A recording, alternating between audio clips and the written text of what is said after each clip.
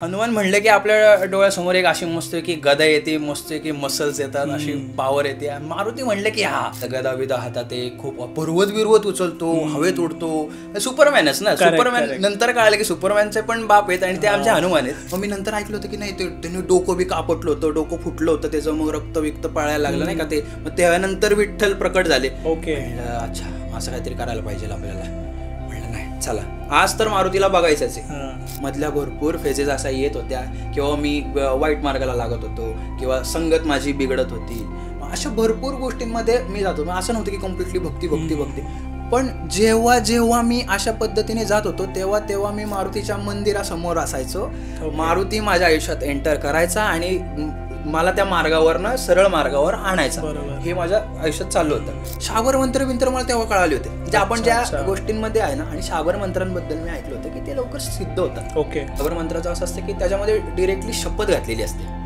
म्हणजे एक मंत्र आहे छोटा. हा, असं बघितलं तर मला खाली फरशीवर एवढं मारुतीचं तोंड. अरे बापरे. आणि ती सावली, ती सावली म्हणजे लिटरली ज्याला विश्वास आहे त्यांनी विश्वास ठेवा, ज्याला नाही आहे त्याने नका ठेवू. ज्याला वाटेल की बाबा हे त्याच्या मनातले खेळ आहेत, त्याचे विचार आहे, सायकॉलॉजी वर्क असा असेल.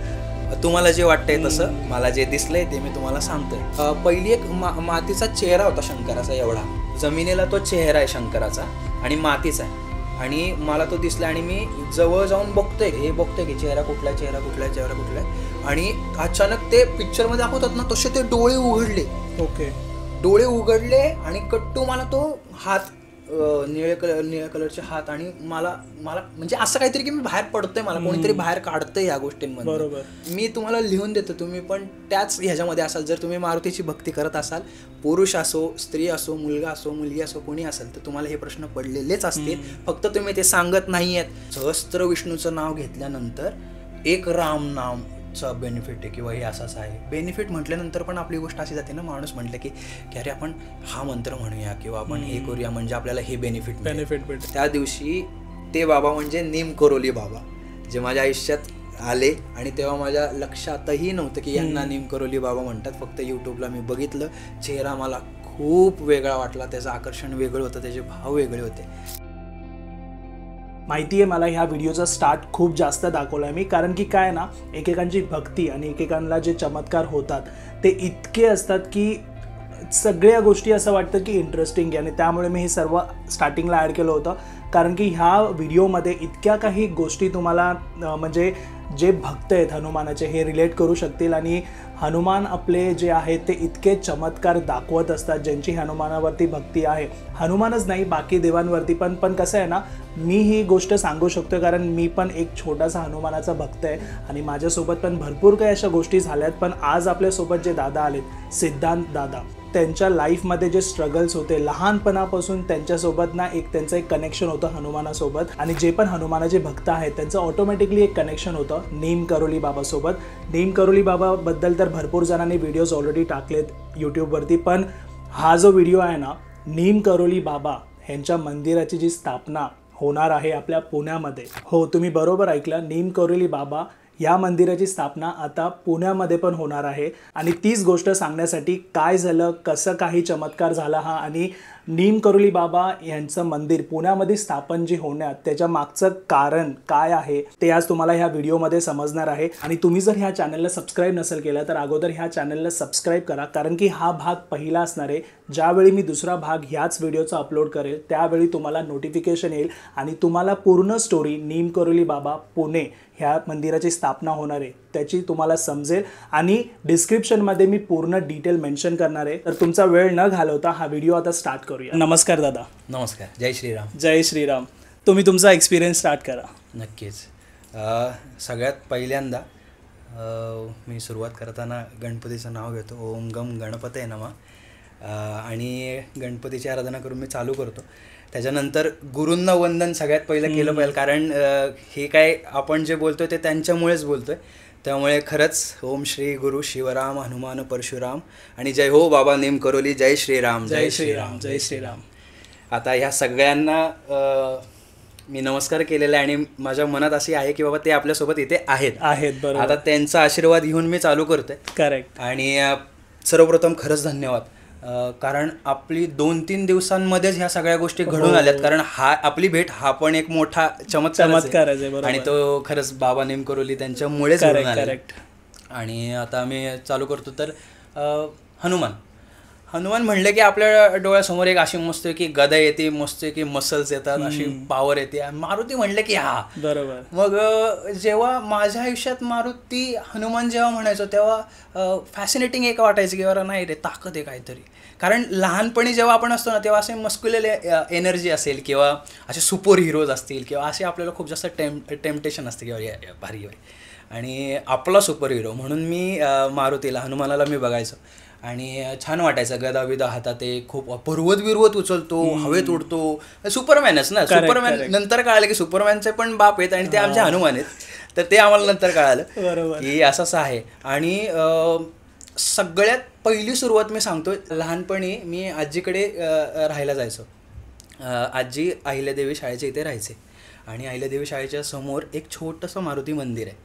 आणि आजी म्हटलं की मी खरंच खूप नशीबवान आहे की मी ह्या पिढीमध्ये होतो की मी आजी आजोबा किंवा आईवडील ह्यांच्या गोष्टी असतील आणि त्या आपल्या संस्कृतीच्या रिलेटेड गोष्टी होत्या, आपल्या पारंपरिक गोष्टी होत्या किंवा देवाधर्माच्या गोष्टी होत्या, त्या मी ऐकलेल्या आहेत. आणि मी खरंच खूप नशीबवान आहे की मी या सगळ्या गोष्टीमधनं आलेलो आहे. आणि मला अशा भरपूर गोष्टी ऐकल्या होत्या.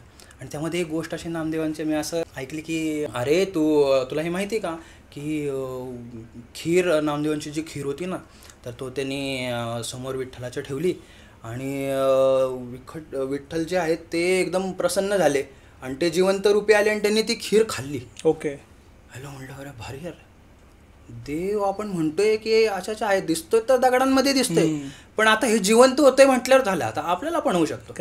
मग दर शनिवारी आणि मंगळवारी असं मी लहान असताना मग आजी मला घेऊन जायची तिथे. आणि कधी कधी कसं होतं की अगदीच रस्ता क्रॉस केल्यानंतर समोरच हे होतं मंदिर. आणि एके दिवशी आजीने खीर दिली. आता डोकं पेटलं, आपली ट्यूब, अरे खीर आलेली आहे, आज आपण असं बोलू की नाही का तू खीर आता एक देतो मी तुला प्रसाद म्हणून, तू माझ्यासमोर प्रकट हो, मला प्रसन्न हो. आपली लहान बुद्धी, आपल्याला कुठलं काय माहिती, आपण ट्राय करतो आपण काहीतरी बघायचं म्हणून. तर मग मी खीर घेऊन गेलो, हात जोडले, मारुती राया तुला खीर देतोय, आता मला प्रसन्न हो, लवकर मला दिस बरोबर, मला पटकन दिसला पाहिजे. 10 मिनटं झाले, कसलं काय नाही होत. आता मी जरा माझी भक्ती जरा अजून तीव्र स्वरूपात झाली. ऐक ना, मी थांबले इथं, पटकन चालू, तू दे लवकर, तो अजून काय किती वेळ झाला, अजून दे. पेशंट संपायला लागले. मग मी नंतर ऐकलं होतं की नाही ते त्यांनी डोकं बी कापटलं होतं, डोकं फुटलं होतं त्याचं, मग रक्त पळायला लागलं नाही का ते. मग त्यानंतर विठ्ठल प्रकट झाले. म्हणलं अच्छा असं काहीतरी करायला पाहिजे आपल्याला. म्हणलं नाही चला आज तर मारुतीला बघायचंच आहे, प्रयत्न करूया. दिसलं म्हणलं डोकं फोडायचं, नाही म्हणलं नाही प्रयत्न करायचा. कारण म्हणलं हे डोकं बिकं फोडायचं म्हटलं की तेवढी हिंमत पण नाही, आपली खरंच भक्ती पण नाही. आपण म्हणतो की नाही, आजपर्यंत आपण प्रत्येक जण दाखवायला खरंच दाखवतो की आपली खूप भक्ती आणि आपण त्या लेवलचे आहोत, पण नाही खरंच नाही. माझं डोकं आपटायची पण हिंमत नाही झाली. म्हणलं मारुती राया नाही होते रे हिंमत माझ्याकडनं. म्हणलं हे बघ ही खीर आहे, प्लीज तू खा रे. तरी पण ते काय दर्शन मिळालं नाही. आणि ते मग मी अपसेट झालो. म्हणलं जाऊ दे आता, काय आपल्या आयुष्यात असं काही नाहीये, निघून गेलो. आता हे बालपणाच्या डोक्यात आपले गोष्टी ऐकलेल्या आहेत ह्या सगळ्या आहेत. आता हे चालू झालं त्याच्यानंतर मी तुम्हाला एक टप्प्याटप्प्यांमधल्या गोष्टी सांगतो की कसं अचानक म्हणजे माणसाला आहे ना, आपण चमत्कार हवा असतो. म्हणतात ना की ते चमत्काराशिवाय नमस्कार नाहीये. बरोबर. आणि आपली जोपर्यंत हित बुद्धीला मेंदूला जोपर्यंत पटत नाही तोपर्यंत देव नाहीये, हे आपल्याला पटलेलं आहे. म्हणजे असं आपण हे खरंच आहे. आणि आपण जरी म्हणतो ना की नाही बाबा देव ह्या सगळ्या पलीकडचं आहे, ही आध्यात्मिक पॉवर असते, ही सगळी पलीकडे, पण तरी पण नाही, एक व्यक्तिगत रूपे आपल्याला असं असतं की स्वतःला जोपर्यंत अनुभव येत नाही, स्वतःला जोपर्यंत चमत्कार आपण बघत नाही तोपर्यंत आपण विश्वास ठेवत नाही. बरोबर, ठीक आहे. नंतर एक टप्पा असा आला की मी नुमवी शाळेत होतो आणि बाजीराव रोडला मी राहायचो, सदाशिव पेठेच्या इथे. झोपेत पहाटे मला स्वप्न पडायचे आणि दर शनिवारी मला मारुती स्वप्नात यायचा आणि माझ्यासोबत खेळायचा. खेळणं व्हायचं आमचं, म्हणजे प्रॉपर पकडापकडी असेल किंवा असं काही असेल असं आपण खेळणं व्हायचं. आता आपल्या डोक्यात काय, आपण कंटिन्यू विचार तेच करतोय, सारखं मारुती म्हटलं डोक्यात तेच, मनी वसे ते स्वप्ने दिसे असं आपण म्हणतो. तेच असेल बाबा, जाऊ दे ठीक आहे, येतो बाबा. बरं आता हे 4 चौघा सांगितलं तर ते आपल्यालाच येडत काढणार, अरे जास्त म्हणजे घरच्यांना जरी सांगितलं तरी आपल्याला घरचे बाबा तू असला विचार जास्त करू नको. हां तू तुझा अभ्यास कर आणि त्यामुळे स्वप्नात येतं. हां तू स्वप्नात त्यामुळे येतं तू विचार जास्त करतोय. मग अधूनमधून आपलं असं होत होतं की बाबा मारुतीचं काही मंदिर दिसलं किंवा मारुतीच्या बाबतीत काही आपण ऐकलं किंवा काय तर काहीतरी व्हायब्रेशन्स होत आहेत किंवा काहीतरी मनात कुठेतरी काहीतरी होतं किंवा काहीतरी आकर्षण वाढतंय किंवा काहीतरी जाणवतंय आपल्याला. पण त्याच्यामध्ये कसं होतं की वयाच्या आपण त्या टप्प्यांमध्ये जात असतो. आता माझं वय 31 आहे तर मी ते हे तुम्हाला सांगतो की एक 15-16 ह्याचे सांगतो की गोष्ट तेव्हा पण वयाच्या याच्यामध्ये असतो की असं होतं की नाही बाबा आपण आपल्या गोष्टींमध्ये असतो. पण हळूहळू ते क्लिक होत होतं की आपल्याला अरे काहीतरी कनेक्शन आहे मारुतीचं. मारुती म्हटलं की काहीतरी होतंय. आपलं जे वय चालू असतं ना त्याच्यामध्ये आपण भक्ती म्हटल्यावर आता ह्या पॉडकास्टमधनं पण मी हे सांगण्याची इच्छा आहे की भरपूर अशी भक्ती म्हटलं की आपल्याला वाटतं की नाही कंटिन्युअस त्यांच्या लाईफस्पॅनमध्ये भक्ती चालू असेल, ते देवधर्म करणारे असतील, आध्यात्मिक असतील, असं काही नाही. मधल्या भरपूर फेजेस असा येत होत्या किंवा मी वाईट मार्गाला लागत होतो किंवा संगत माझी बिघडत होती. अशा भरपूर गोष्टींमध्ये मी जातो. असं नव्हतं की कम्प्लिटली भक्ती. पण जेव्हा मी अशा पद्धतीने जात होतो तेव्हा मी मारुतीच्या मंदिरासमोर असायचो. मारुती माझ्या आयुष्यात एंटर करायचा आणि मला त्या मार्गावरनं सरळ मारुतीवर आणायचा. हे माझ्या आयुष्यात चाललं होतं. एक दिवशी असंच झालं आणि मला डोक्यात आलं की बाबा रामाचं नाव घेतलं ना आणि मारुती प्रकट होतो. आता लहानपणापासून डोक्यात आपल्याला एक गोष्ट बसली आहे की मारुतीला बाय हुक और क्रूक बघायचं म्हणजे बघायचंच, काही होते तिथे. लहानपणी प्रयत्न केले ते व्यर्थ गेले. म्हणलं नाही पण ती मी इच्छा राहिली, एक फॅन्टसी बाबा मारुतीला बघायचं आहे रे मला खूप ते आहे. म्हणलं ठीक आहे रामाचं नाव घेतलं, रामासाठी काही करत होतो, परीक्षा घेऊया. आपलं डोकं उलटं डोकं चालेल परीक्षा घ्या, असं नाही भेटत ना तसं भेट. आता काय करता येईल रे रामाचं काय. मग इकडनं तिकडनं ऐकलं. त्याला आहे ना रामाची शपथ दिली ना की तो शपथ नाही तोडत, तो येतोच किती काय करा, त्याला रामाची शपथ द्या. आणि मी तेव्हा आहे ना खॉट होती अशी आणि त्या खॉटच्या खाली मी झोपायचो. ती जागा असायची ओपन आणि साईडला खॉटेवर आपण बेड टाकला ना तर त्या बेडचे 2 कॉर्नर खाली रेंगाळत असायचे. तर ते माझ्यासाठी छोटंसं ते हे झालं होतं प्रॉपर कॅम्पेन टाईप होतं आणि मी त्याच्या खाली झोपायचो. तर तिथे मी वरती आहे ना झोपण्यात वरती मला ते प्लायवूडचं चित्र प्लायवूड असायचं ना खोट्याच्या वरती प्लायवूड, तर प्लायवूडचं चित्र मी मारुतीच्या कॅलेंडरचा टाईप फ्रंट फोटो होता मी तो लावला होता आणि दररोज रात्री गप्पा मारायचो. अरे काय असं झालंय, अरे असं झालंय तसं झालंय, तू काही कधी येणार आहे, तू कधी भेटणार, कधी आहे मला हे असं चाललंय कर. आणि खरं सांग रे मला माझ्या मनात असा काय स्वार्थ आहे का रे, मी कधी तुला असं हे केलं का, मी तसं केलं का, तुला पोटाने शेंगदाणे आवडतात मी देतो की तुला हे करतो मी ते करतो देतो की तुला, तुम्हाला भेट. आज म्हणलं सोडायचं नाही, आज मारुतीला सोडायचं नाही, आज म्हणलं भेटायचंच. झोपलो, सगळे 1:30-2 वाजले. म्हणलं वा 1:30-2 वाजलेत, हीच ती वेळ, हाच तो क्षण. झोपलो, बघितलं आणि मारुतीला म्हणलं आता मला तुला बोलवायचं आहे. आता मी गप्पा मारायला सुरुवात केल्या. हळूहळू माझ्या गप्पा नॉर्मली मग मंत्र काहीतरी आपले यूट्यूबमधनं इकडनं तिकडनं मंत्र होते आपले, ओम हनुमते नमः म्हणा किंवा हे म्हणा ते म्हणा. तेव्हा म्हणजे खोरापती डोकं असं असायचं की शाबर मंत्र मला तेव्हा कळाले होते. म्हणजे आपण ज्या गोष्टींमध्ये आहे ना, आणि शाबर मंत्रांबद्दल मी ऐकलं होतं की ते लवकर सिद्ध होतात. ओके.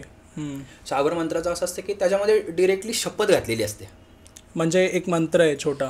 नवनाथांनी ते चालू केलेलं आहे. ओके. नाथ संप्रदायापासून ते चालू झालंय. त्याच्यामध्ये शाबर मंत्र आहे, ते सोप्या भाषेमधले असतात आणि त्याच्यामध्ये डिरेक्टली अशा शब्दा घातलेल्या जातात देवाला. अच्छा, जसं बजरंग बाण आहे, बजरंग बाण असेल, असं बजरंग बाण असेल किंवा असं असेल, तर मग त्याच्यामध्ये असे नॉर्मली शब्द घातले जातात की तू ये, तुला यावं लागेल. मग मी शाबर मंत्र ट्राय केला, मी नॉर्मली मारुतीचा मंत्र ट्राय केला, मी इकडनं तिकडनं भीमरूपी म्हटली, हनुमान चालिसा म्हटला, जे पाहिजे सगळं. आता माझे पेशन्स संपले. म्हणलं आता हळूहळू कसं होतं आपल्याला जेवढी तीव्रता ओढ जेवढी लागते ना, आणि तिथनं जे आध्यात्मिक किंवा धार्मिक किंवा अशा गोष्टींमधून आपल्याला दिसत नाही ना, मग आपली चिडचिड होते, आपण दुसरं टोक गाठायला सुरुवात करतो. आणि मला खरंच कळत नव्हतं, म्हणजे अजूनही या बाबतीतलं मला खूप वाईट वाटतं की मी मग चिडायला लागलो. म्हणलं काय रे रामाचा भक्त, म्हणलं तू हितनं चालू झालं. आणि ही खरंच खूप मोठी चूक आहे आयुष्यातली की काय रे रामाचा भक्त तू म्हणतो स्वतःला आणि तुला हे चल तुला रामाची शपथ आहे म्हटलं, ये बघू ना म्हणलं किती मोठा भक्त आहे तू रामाचा, बघू म्हणलं चल ये, जर असशील ना म्हणलं खरा भक्त तर तू येशील म्हणलं डोळ्यासमोर, बघू आता चल मारुतीला तुला रामाची शपथ आहे. तुला रामाची शपथ आहे असं तसं. झालं 2 मिनटं अजूनही माझा पोपट झाला. मग अजून मी चिडतडलो आणि मी भांडायलाच लागलो. मी म्हणजे आपण बिथरलो, मी खूपच बिथरलो. मी भांडायला लागलो खूप. भांडणं एवढ्या टोकाची गेली की मी नंतर म्हणलं की आता मी म्हणलं तुला नाही बघत, म्हटलं जा नाही बघायचं म्हणलं. आता मी ते कोल्हेला द्राक्ष आंबट जे म्हणतो ना ते आता म्हणलं नाही बघायचं. आणि तो मी फोटो काढला, तो मी बाजूला ठेवला. म्हणलं नाही, ते फोटो काढला पण एवढं नाही की तेवढं होतं म्हणत बाबा की अरे असंच आहे. फोटो काढला पण तिथनं समोर काढला आणि बाजूला ठेवला. ते झालं. आणि मला रात्री त्याच्या शेजारी एक 5 फुटाच्या पुढे आमचं देवघर होतं आणि त्याला 0चा बल्ब होता. ओके. तर मला काहीतरी आवाज आला. म्हणलं रात्रीची किर्र शांतता, सगळी अंधार आणि फक्त 0चा बल्ब. आवाज आला. मी म्हटलं की काहीतरी असेल, ठीक आहे. पण मी असं चिडून नाही होतोय आणि रडायला लागलो होतो पण चिडून आवेशामध्ये. काहीतरी आवाज आला म्हणून मी असं बघितलं तर मला खाली फरशीवर एवढं मारुतीचं तोंड. अरे बापरे. आणि ती सावली, ती सावली म्हणजे लिटरली ज्याला विश्वास आहे त्यांनी विश्वास ठेवा, ज्याला नाही आहे त्याने नका ठेवू. ज्याला वाटेल की बाबा हे त्याच्या मनातले खेळ आहेत, त्याचे विचार आहे, सायकॉलॉजी वर्क असा असेल. तुम्हाला जे वाटतंय तसं, मला जे दिसलंय ते मी तुम्हाला सांगतोय. मला एवढी जवळपास खाली मारुतीची सावली दिसली आणि नुसतं एवढं तोंड दिसतंय हो तुम्हाला. मी असं होतो लिटरली, मी 15 ते 20 मिनटं मी पॅरालिसिस झाल्यासारखं होतं. ओके. मला माझं शरीर हलवता येत नव्हतं, मला माझे डोळे हलवता येत नव्हते, माझा फक्त श्वास चाललाय, तो पण अडकत चाललाय आणि भळाभळा अश्रू येत होते. एवढं रडायला लागलं, माझं टेम्परेचर वाढायला लागलं आणि मला बोलता पण येत नाही. आणि बरं असं करून मी असं झालोय सरळ आणि त्याच्यानंतर माझ्यामध्ये तेवढी ताकदच नाही की मी परत वळून बघेन. आणि ते 10 ते 15 मिनटं माझ्या आयुष्यातले एवढे होते की मला सगळ्या गोष्टी आठवायला लागल्या की स्टार्टिंगपासून आत्तापर्यंत मी मारुतीचं कसं करतोय, काय करतोय, ते असे ग्लिम्समध्ये असे स्पॉट असे येतात ना, तसं आठवायला लागलं. मला आठवायला लागलं की मी एवढं करतोय आणि त्याने मला भरपूर वेळा अशी मदत केली, हे केलं ते केलं आणि तरी पण मी त्याच्या मागे लागलो. आणि आज मी काय केलं तर तो खूप मोठा अपराध केला. मी देवाची परीक्षा घ्यायला गेलो मी आणि ते पण कुठलं की मारुतीला मी रामाची परीक्षा हे केली की शपथ आहे तू ये. मला खूप वाईट वाटायला लागलं. मला हिंमत म्हणजे मी अजूनही परमेश्वराकडे ती माफी मागतो की मी खूप मोठी चूक केली, अपराध केला आणि मी इथून पुढे ते तसं कधीच करणार नाही. आणि माझं नशीब एवढं चांगलं आहे की मला फक्त ती सावली दिसली.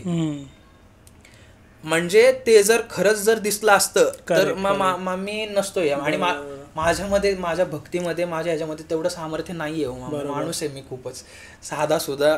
आणि त्यांना समोर असं पाहणं म्हणजे तेवढी आपल्यात पण ती पॉवर हवी आहे. सूर्याने 100वा हिस्सा दिलाय त्याला आणि आपले डोळे जरा काय इथलं उन्हाकडे बघितलं की आपले डोळे असे होतात. म्हणलं आता देवाची परीक्षा नाही घ्यायची. हे चालू झाल्यानंतर मारुतीच्या टचमध्ये होतो. आता मला त्या दिवशी माझी लायकी कळाली की जे काय आहे आता आपण साईड बाय साईड, आता हे दोन्ही जॉईंट कसं हे मी तुम्हाला सांगतो. माझं शंकराचं चालू होतं साईड बाय साईड. ओके. आता शंकराचं काय होतं की मला शिव शंकर म्हटलं की मला असं खूप जवळचं वाटायचं, मला आतमधला वाटायचं. मला असं वाटायचं की ती आपल्यातलीच एनर्जी, आपणच ती एनर्जी आहोत, त्यातला काहीतरी एक हिस्सा आहे. कारण त्याच्यामध्ये कुठलेच लिमिटेशन्स नाही आहेत, कुठलेच काही नाही आहे, फक्त देणं आहे किंवा या सगळ्या गोष्टीत. तो मला खूप जवळचा वाटायचा शिव आणि अजूनही वाटतो शिव. ध्यान करणं असेल किंवा ध्यान करणं सुरुवातीला खूपच अवघड आहे, ध्यान करणं बिरणं माहीत नव्हतं. पण अचानक मी जेव्हा मंदिरात जायचो ना किंवा जेव्हा तर ध्यान लागायचं. ओके. ऑटोमॅटिक ध्यान लागायचं. मी बसलेलो की भरपूर वेळ मी बसलेला असायचो आणि नंतर ध्यान लागल्यानंतर कळायचं नाही की मी कुठे बसलोय, काय बसलोय. उठल्यानंतर कळायचं की अरे पायाला खूप मुंग्या आल्या, काहीतरी व्हायब्रेशन झालेत, मग आपलं पाय हलवता येत नाही, उठता येत नाही, असे अनुभव मला स्पिरिच्युअली येत होते. हळूहळू काय झालं की मला काही गोष्टींचे किंवा मला थोड्याशा अगोदर घटनांचे क्रम मला स्वप्नांमध्ये असतील किंवा अशा बेसिक ह्याच्यामध्ये काही ना काहीतरी आपल्याला हिंट्स असतात ना, त्या हिंट्स अशा कळतात. तर हे मला स्टार्टिंगला आपण अंदाज म्हणून आपला म्हणतो, पण नंतर हळूहळू मला कळायला लागलं की अरे नाही, म्हणजे जे मी सांगायचो ना की आता मी तुम्हाला म्हणलं की आता तुम्ही फॉर एक्झाम्पल मी इथे आलो आणि मी म्हणलं की ह्या सेटअपचा तुम्ही एक फोटो काढा, हा तुमचा प्री फोटो म्हणून असेल आणि पोस्ट फोटो तुमचा खूप वेगळा असेल या सेटअपचा. करेक्ट. तर हे मला इन्सिडेंट आता असं हे झालेत की आता मला ते आत्मन येते की अरे नाही काहीतरी ह्याचं वेगळं असणार आहे, ह्याचं रूप वेगळं असणार आहे काहीतरी. तर हे मला येत राहिलं, इंट्युशन्स येत राहिले. आणि कसं होतं की माणसाला म्हणा की मी माझं व्यक्तिगत सांगतो, आपण एवढे नीच आहोत ना, आपल्याला इंट्युशन्स येतात किंवा असं काय मी आता मोठा झालोय किंवा यस आध्यात्मिक पॉवर आलेली आहे आपल्यामध्ये, आता मी देवाच्या, ते काय होतं आपण नकळत देवाशी बरोबरी करायला जातो किंवा आपण आध्यात्मिक काहीतरी झालोय असं विश्वास असतो. तर तो एक आविर्भाव असतो किंवा अहमपणा असतो, तो पण असाच की नाही बोला इंट्युशन द्या चलो बाबा असं करू. मग ते इंट्युशनचं मी परीक्षा त्याची पण घेत गेलो. अच्छा बाबा हां बघूया चल हे होतं काय, आणि ते इंट्युशन होत गेले खरे. म्हणजे मी घरच्यांना पण ज्या गोष्टी सांगायचो किंवा माझ्या मित्रांमध्ये ज्या गोष्टी असायच्या त्या खऱ्या होत जात होत्या. ह्याच्यामध्ये कसं व्हायचं की नाही ह्या आपण बोलतोय कदाचित आपण आपला अंदाज आहे आणि तो फक्त लागतोय आपला बरोबर लागतोय, पण नाही हळूहळू तशा गोष्टी होत होत्या. आता शंकराचं करताना मला कंटिन्यू स्वप्नांमध्ये काही ना काहीतरी चालू आहे.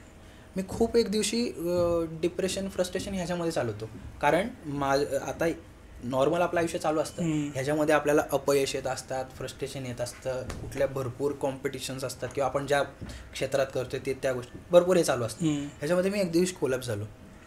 आणि मी झोपलो आणि झोपल्यामध्ये रात्री मला अचानक अख्खा अंधार, डोळे बंद केलेत आणि निळे हात समोर डोळ्यासमोर आले. अरे बाप, हे स्वप्नात निळे हात अख्खे लिटरली असे स्वप्नात, आणि मला ओढून असं कोणतरी काढतं असं झालं.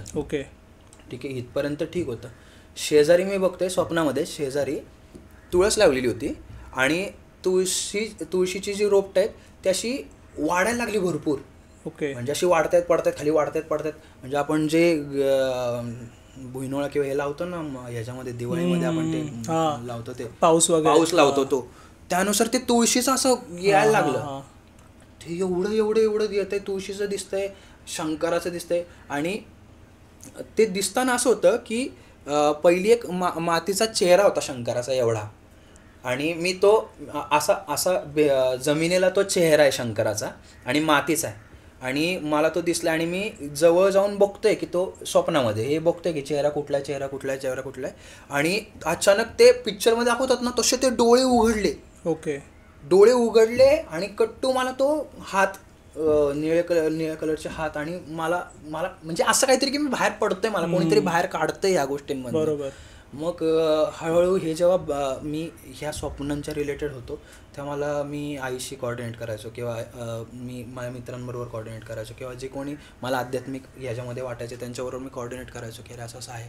असं होतं की नाही, हे पहिलं असायचं की हे स्वप्न कोणाला सांगत नको जाऊ. करेक्ट. आता हे मी तुम्हाला सांगतोय कारण मी भरपूर अशा कमेंट्स वाचत, मग का सांगितलं, मग काय नाही. कारण काय असतं की आज मी बोललो नाही ना तर माझ्यासारख्या भरपूर लोकांना ते अनुभव येत असतात, पण ते शांत बसलेले असतात आणि कुठेतरी ते त्या कन्फ्युजनमध्ये असतात की अरे माझ्या आयुष्यात असं काहीतरी घडतंय आणि नक्की ते काय चाललंय. म्हणजे संकेत येत असतात पण त्यांना कळत नाही. संकेत भरपूर येतात पण कळत नाही की नक्की काय होतंय काय नाही होते. तर म्हणून माझ्यासाठी माझं बोलणं आहे.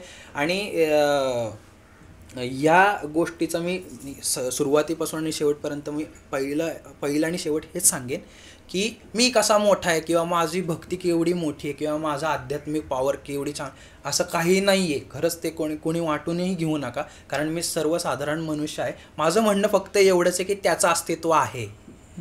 मला हेच सांगायचं की त्याचं अस्तित्व आहे. आणि आपल्याला कसं झालेलं असतं की आपल्याला चमत्कारांची सवय इतकी झालेली असते की आपल्याला असं की डोळ्यांना पहिलं असं दृष्टी स्वरूपात येऊ देत किंवा असं चुटकी वाजवल्यावर होऊ देत सगळ्या गोष्टी, तरच मी हे ठेवेन, विश्वास ठेवेन. पण असं नाही आहे. तुमच्या आयुष्यात येणारे जे संकेत असतात, तुमच्या आयुष्यात येणारे जे अनुभव असतात, तर ते इतके हळूहळू येतात किंवा स्लाइटली येत असतात किंवा टर्निंग पॉईंटला येतात.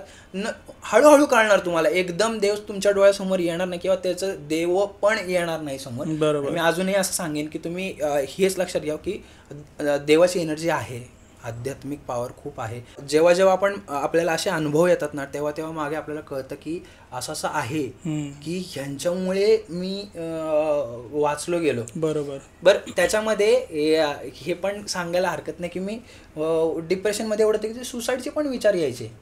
ओके. सुसाईडचे पण विचार यायचे की बाबा अरे काहीच होत नाही आयुष्यात, काय घडत नाही आहे किंवा काय असं आहे. तर असे 1-2दा असे प्रयत्न पण झाले, फाजील प्रयत्न म्हणतो आपण. खरंच वायफळ आणि व्यर्थ गोष्ट ही जी नंतर कळाली आणि होपफुली की हे सांगण्यासाठी मी जिवंत आहे की हे व्यर्थ आणि वायफळ प्रयत्न आहेत. ती मनाची एक फेज असते, त्याच्यामध्ये आपण काय करतो की आपण नाही आता आपल्याला ते सहन होत नाही, आपण ते संपवून टाकू. श्वास रोखून ठेवणं, आता सोडायचंच नाही श्वास, शेवटपर्यंत डोळे बिळे काळ झाले काही नाही, नंतर बरोबर परत श्वास सोडला जातो. मग आता नाही आपण इथनं उडी मारूया, तिथे बसूया, किंवा आता मग उडी मारायची तिथे. पण काय वेळेस काय असं की कुठलीच, आता समजा मी उडी मारण्याचा विचार जर करत असेल तर मला कुठली ना कुठली तरी ताकद असायची किंवा कुठलं ना कुठलं तरी आध्यात्मिक असायचं, मला थांबवायचं काहीतरी तिथनं की नाही हे नाहीये. काय वेळेस असं झालं की विचार आला आणि एक सडनली तो विचारच गेलाय. ओके. म्हणजे असं असतं ना की तुम्ही एका कंटिन्यू प्रोसेसमध्ये, आता कोणी फॉर एक्झाम्पल आत्महत्या विचार जो करत असेल तर त्याचे जर विचार लवकर बदललेत ना तर तो हा विचार सोडून देईल. बरोबर. पण तो त्या फेजमध्ये असतो ना तर तो त्याचाच विचार करत असतो आणि तो त्याचमध्ये अभिमन्यू सारखा अडकलेला असतो. सुसाईड वगैरे आता नाही, आता काही घडत नाही आणि आता पण बंद. तर भरपूर वेळा इथे मला मारुतीचा अनुभव आलेले आहेत की त्यांनी त्याच्यामुळे मी वाचलो गेलोय. आता हे चालू असताना नॉनव्हेज बिनव्हेज खाणं असायचं, किंवा आता नॉर्मली सांगायच्या गोष्टी असायत ना की तुम्ही त्या कनेक्ट करतात, कारण तुम्ही पण त्यातनं जातायत की आता मारुतीची भक्ती नाही, मारुतीची भक्ती म्हणजे असं बघायचं, नॉनव्हेज बिनव्हेज काही खायचं नाही, सगळं पाळायचं आणि अशाशा गोष्टी करायच्या. तर हे भक्ती कुठंतरी आपण आपल्या या माणसं या पद्धतीने जात असतो ना तर ते नाही होत पाळणं. म्हणजे म्हणतात ना तर ते खरंच खूप ग्रेट आहेत, कारण त्यामध्ये पण ते खरं खोटं किती हे माहीत नाही, पण ज्यांचं खरं आहे ना त्यांना खरंच मनापासनं साष्टांग नमस्कार आहे की आपण म्हणतो की नाही मारुतीचं म्हणल्यावर नाही. मला इतक्या वेळा गिल्ट फील झालेले आहेत की मी मारुतीचा भक्त आहे, पण माझे जे ज्ञानेंद्रिय आहेत ते मला साथ देत नाही आहेत. आणि हळूहळू पुढे गेल्यानंतर आपल्याला कळतं की ती माया कशी एंटर होती आपल्यामध्ये, किंवा आता मारुतीचं भक्त आहे, मी पडून आलोय, मी पाया पडून आलोय आणि आता असं होतं की नाही अरे टेम्पटिंग होते, काहीतरी खाऊया यार, नॉनव्हेजचं काहीतरी झालं पाहिजे आपलं मस्तपैकी. तर नाही, सहनच व्हायचं नाही. मग आपण एक काम करूया यार, आपण हे करूया, ते करूया. आणि हे मी लिटरली सांगतोय, हे ते मध्ये तुम्ही समजून घ्या जे तुम्हाला समजून घ्यायचं आहे ते, पण तुम्हाला ते कनेक्ट होईल, कारण मी तुम्हाला लिहून देतो, तुम्ही पण त्याच ह्याच्यामध्ये असाल. जर तुम्ही मारुतीची भक्ती करत असाल, पुरुष असो, स्त्री असो, मुलगा असो, मुलगी असो, कोणी असेल, तर तुम्हाला हे प्रश्न पडलेलेच असतील. फक्त तुम्ही ते सांगत नाही आहेत की पाचही ज्ञानेंद्रियांमधला तुमचा जो घालमेळ आहे ना हे कळतं किंवा कंट्रोल राहत नाही आहे. पण तरी पण मग असं परत दरवेळी मारुतीसमोर जायचं, मारुती राया मला तू खरंच खूप आवडतोस, माझी खूप भक्ती तुझ्यावर, खूप प्रेम आहे, मला खूप आकर्षण होतं, पण अरे नाही रे नॉनव्हेज खाल्लं जातं रे माझ्याकडनं खाल्लं जातं. बरं कॉलेजचं वय, अरे नाही रे बाबा काय होतं, अरे समोरनं कोण गेलं ना नजर नाही रे हे होते, बरोबर नाही होते. पण खरं सांगू का, हे एवढा खरेपणा ठेवावा, कारण काय जेवढं तुम्ही हे करताल ना की नाही बाबा असं नाही, मी नाही, म्हणजे एक्सेप्ट करा, कारण की तुम्ही दाखवायला भक्ती करता पण मनात काय ते मेन आहे ना, एक्सेप्ट करा. कारण हे मी खरंच लिहून देतो आणि मी बाकीच्यांपेक्षा स्वतःचं उदाहरण घेऊ शकतो किंवा सगळ्याच गोष्टींचा. पण 100% भक्तिभाव नाही पाळला जात आपल्याकडनं. आपण प्रयत्न करतो, आपण प्रयत्न जेन्युइन, आणि आपल्या भक्तीच्या वेळेस मी हे पण सांगतो, प्रत्येक जण जो हनुमानाची भक्ती करतो ना तो त्यावेळेला खूप जेन्युइनली मनापासून भक्ती करत असतो. पण त्यानंतरचे जे माया ह्या गोष्टीचं कामच असं आहे ना की तुम्हाला विचित्र गोष्टी दाखवणं, विचित्र गोष्टी तुमच्या समोरून तुमची चव, तुमची नजर, तुमच्या सवयी, तुमचा स्वभाव, तुमच्या सगळ्या गोष्टींमधनं एंटर कसं करणं, हे तिचं काम आहे, हे तिचं तेवढंच काम आहे. आणि ह्या प्रत्येक गोष्टीमध्ये प्रत्येकजण अडकलाय. पण ह्याच्यामध्ये मी तारलो फक्त एकाच गोष्टीमुळे गेलो, रामनाम. आता कसं होत होतं, ह्या गोष्टी होत होत्या आणि शंकराचं माझं खूप वाढत चाललं होतं. आणि वाढता वाढता असं झालं की माझ्यासाठी होतं की सुप्रीम लॉर्ड म्हणजे माझा शंकरच आहे, बाकी कोणच नाही. आणि तेव्हा आविर्भाव असं होतं की शंकराच्या वरती कोण नाही आहे, फक्त शंकरच आहे. मग एक वाचताना अशा गोष्टींमध्ये आलं की शंकर जेव्हा ध्यानाला बसतात तेव्हा पार्वती मातेने विचारलं होतं की तुम्ही ध्यान इतकं जेवढं काय ध्यान करताय तर ते कोणाचं करताय, कोण आहे एवढं, कोण आहे तुम्ही कोणाचं करतायत. तर ते म्हणले की मी श्रीरामाचा रामनाम हे करत असतो, त्याच्यामध्ये मी ध्यानस्थ असतो. मला ही गोष्ट खूप लागली. अरे आपण आत्तापर्यंत शंकर आहे, यांनी पृथ्वी बनवली, तो युनिवर्स आहे, तो डिस्ट्रॉयर पण तोच आहे, सगळी एनर्जी, एवढे अथॉरिटी त्याकडे, त्यांनी कधीच दुजाभाव केला नाही, त्यांनी सगळ्यांना समान हे केलं. आणि हा रामाचं करतो, काहीतरी असेल बाबा याच्यामध्ये. म्हणलं ठीक आहे आपण बघूया. तर मी जसं बघायला गेलो तर मग ते मला रामाच्या गोष्टींची अजून ऑटोमॅटिकली यायला लागली, ऑटोमॅटिकली येते, पण तो तितका राम अजून कनेक्ट नाही झाला. मग भरपूर गोष्टी म्हणजे अजून लहानपणापासून अजून एक वैशिष्ट्य असं होतं की मला सांगायला खरंच आवडेल की लहानपणाचं तुम्ही ज्या संगतीमध्ये किंवा तुम्ही ज्या गोष्टी करताना त्याचे तुमच्या संस्कारांमध्ये त्या गोष्टी ॲड होतात.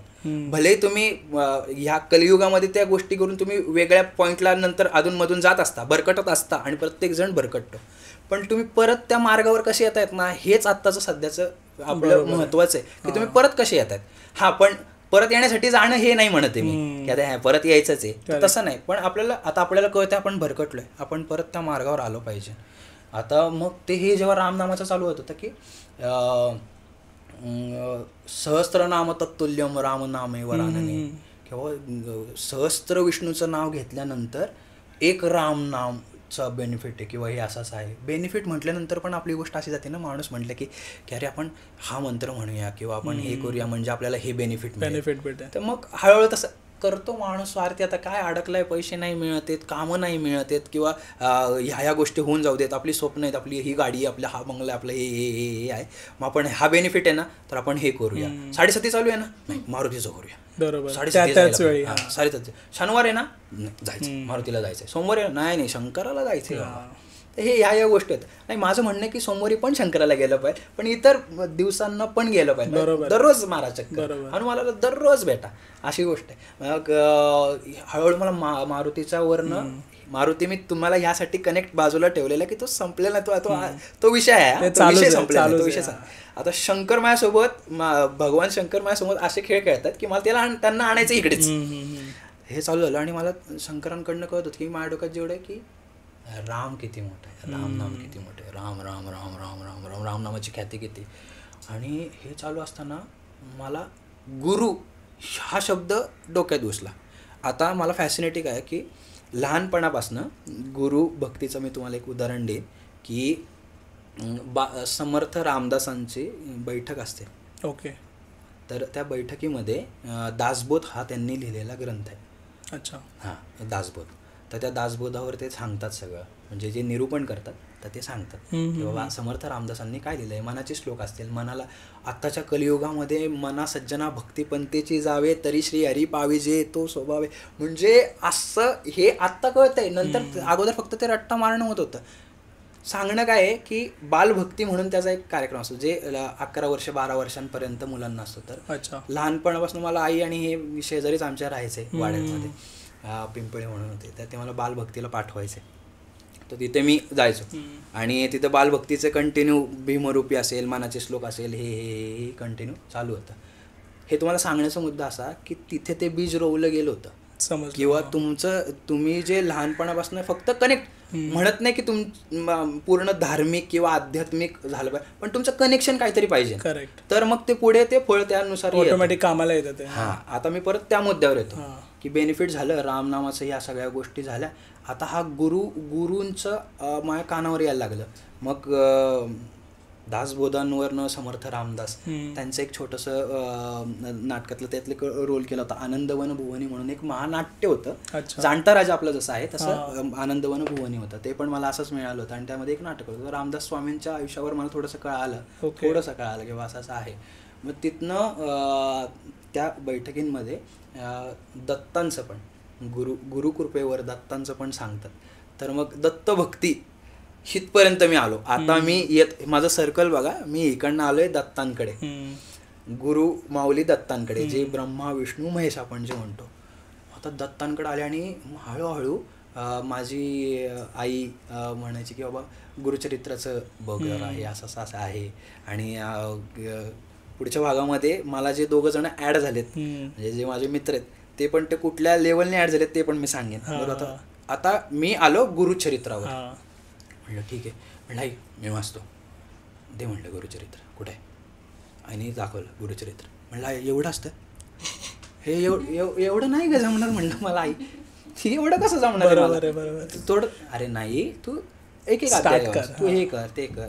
मग पहिला अध्याय असेल, दुसरा अध्याय असेल, तिसरा अध्याय असेल, तर ते जे वाचायला लागलो ना, तर त्यातली भाषाच कळत नव्हती. ती खरंच खूप साधी सोपी आहे, हे नंतर आपल्याला कळतं. मी ते सांगतो की त्या वयात तुमचं मन लागत नसतं, विचार लागत नसतात, हळूहळू ते चालू झालं.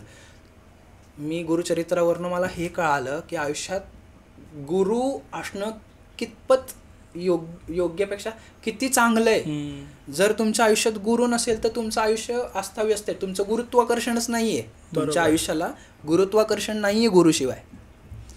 गुरु पाहिजे, मग तो कुठला का असेना, तुम्हाला गुरु पाहिजे. कुठला का असेना ह्याचा अर्थ हा नाहीये की तुम्ही कुठल्याही याला गुरु नाही. माझं म्हणणं असं नव्हतं. कुठला का असेना म्हणजे तुम्ही ह्याच्यामध्ये जात धर्म या, तुम्ही आता समजा वैष्णव असाल, तुम्ही जर समजा हरिभक्ती करत असाल किंवा तुम्ही शैव समाजातले असाल, मग तिथलाच गुरु पाहिजे असं नाही. याचा अर्थ तो होता की तुमचा गुरु, तुम्ही गुरु पाहिजे, तुमचा गुरु पाहिजे तुमच्यासोबत, तर तुमचं आयुष्य तारलं जातं. त्यामध्ये मी रेंटच्या रूममध्ये राहत होतो मी फॅमिलीसोबत. आता माझ्या बहिणीचा 8वा महिना ती आली, माहेरी आली ती तेव्हा. आणि असं झालं की आपल्याला आता घर सोडावं लागणार आहे, आता दुसरं घर बघायला लागणार आहे. आता काय करायचं, घर तर सोडायला लागणार आहे. आता काय करायचं म्हणजे आता लवकर बघायला लागेल, कारण आता ही जर 9वा महिना चालू झाला तर आपल्याला दवाखान्याचं बघायला लागेल. तर जवळ दवाखाना आमच्या एरियामध्येच होता, तर एरियातलंच घर बघायचं. मग मनातनं खूप श्रद्धा, मग मारुती विरतीबद्दल आपलं कनेक्शन, अरे बघ रे बाबा कुठं काय असं असेल. तर मला घर पण जे मिळालं ना, आत्ता मी ज्या धनकवडीमध्ये राहतो मी, तर मला जे घर मिळालं त्या घराच्या बरोबर अंगणात मारुतीचं मंदिर आहे. आणि मला सांगायला खरंच अभिमान वाटतं की ते मारुतीची स्थापना शंकर महाराज स्वतः, शंकर महाराजांचा मठ आहे. सद्गुरू श्री शंकर महाराज, सातारा रोडला. तर शंकर महाराजांनी त्याची स्थापना केली त्या मारुतीची. तर माझ्या सोसायटीत ते मारुतीचं जेव्हा मी पाय ठेवला आणि मला खाली मारुती दिसला, म्हटलं आई आपलं घराचं झालं. म्हटलं आई आपण ज्या टेन्शनमध्ये होतो ना त्या घराचं झालं. आमचं ते घर सुदैवाने आमचे जे ते मालक आहेत ते पण खूप चांगले आहेत. आणि त्यांनी पण असंच की नाही तुम्ही जे नाही ना, आम्ही तुम्हाला हे ठेवतो. हे झालं. त्या मारुतीच्या मंदिरात गेलो आणि मुद्द्यावर आल्यानंतर असं झालं की अरे गुरु मारुतीराने म्हटलं, अरे हात जोडले आणि खूप गोष्टी आठवायला लागल्या. म्हटलं अरे एवढं वय वाढत चाललं आहे, ह्या सगळ्या गोष्टी होत आहेत, पण माझ्या आयुष्यात गुरु नाही आहे रे, मला गुरु पाहिजे.